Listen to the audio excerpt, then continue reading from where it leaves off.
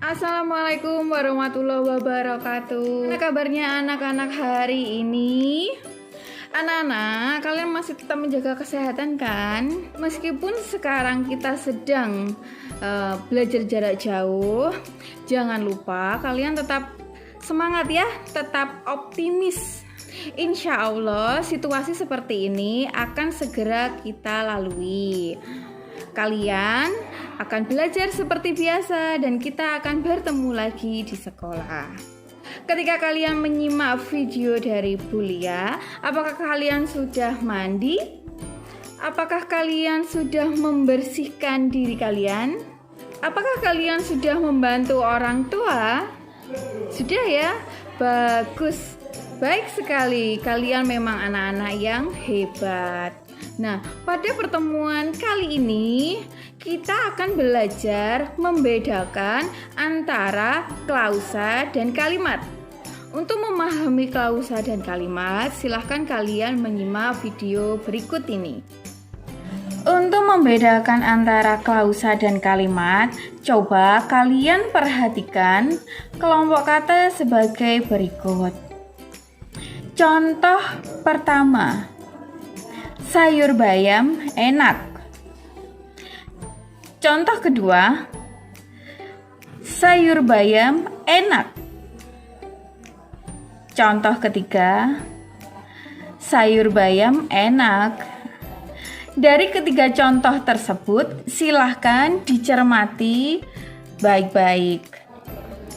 Pada kelompok kata pertama, ditulis dengan diawali huruf kecil dan tidak diakhiri dengan tanda baca. Artinya, kelompok pertama tidak memiliki intonasi akhir. Pada contoh kelompok kata kedua, ditulis dengan diawali huruf kapital dan diakhiri dengan tanda baca titik. Artinya, kelompok kata tersebut memiliki intonasi akhir, yaitu berupa tanda baca titik. Perhatikan contoh kelompok kata ketiga.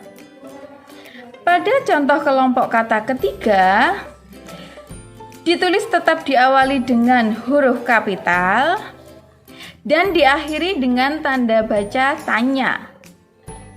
Berarti kelompok kata ketiga memiliki intonasi akhir, yaitu berupa tanda tanya.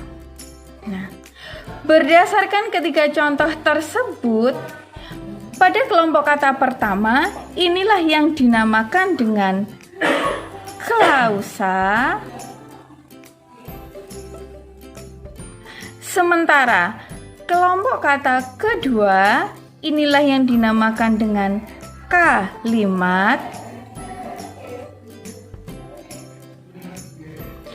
Karena diakhiri dengan titik, maka kelompok kata kedua dinamakan kalimat berita.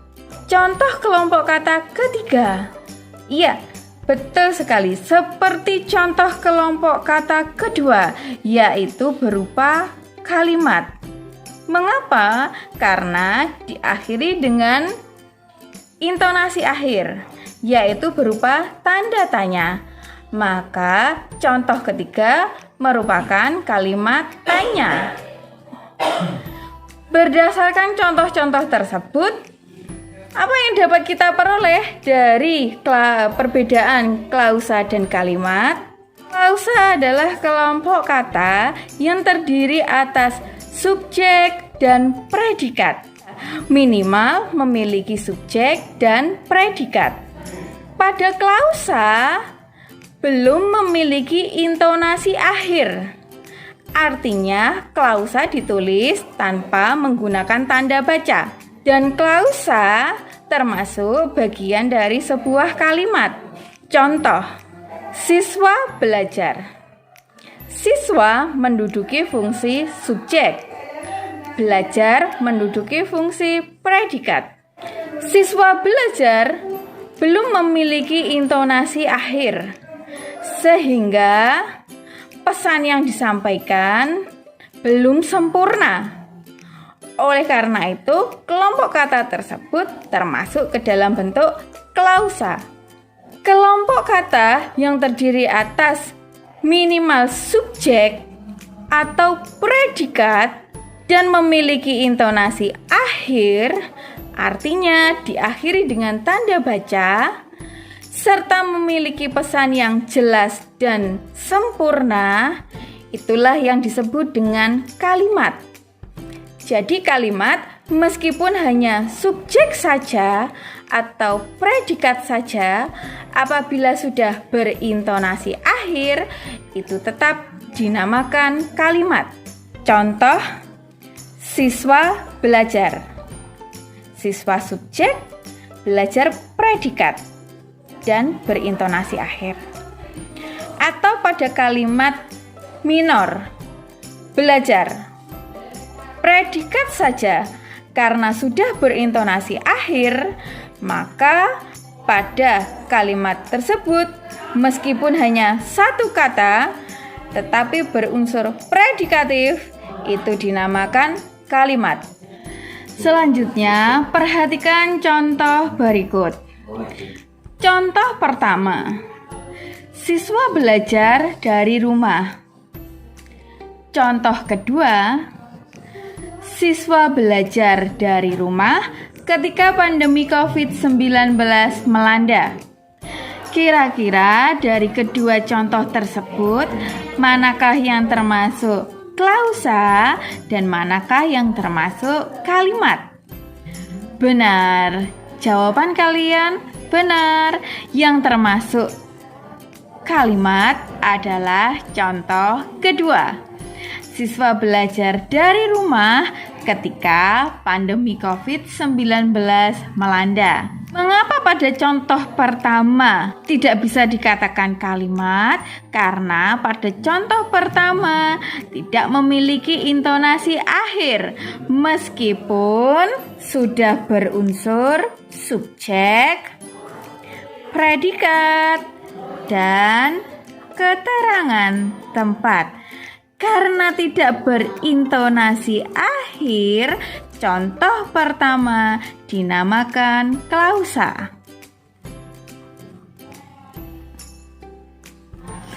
Sementara contoh kedua, siswa menduduki subjek, belajar menduduki fungsi predikat, dari rumah menduduki fungsi keterangan tempat.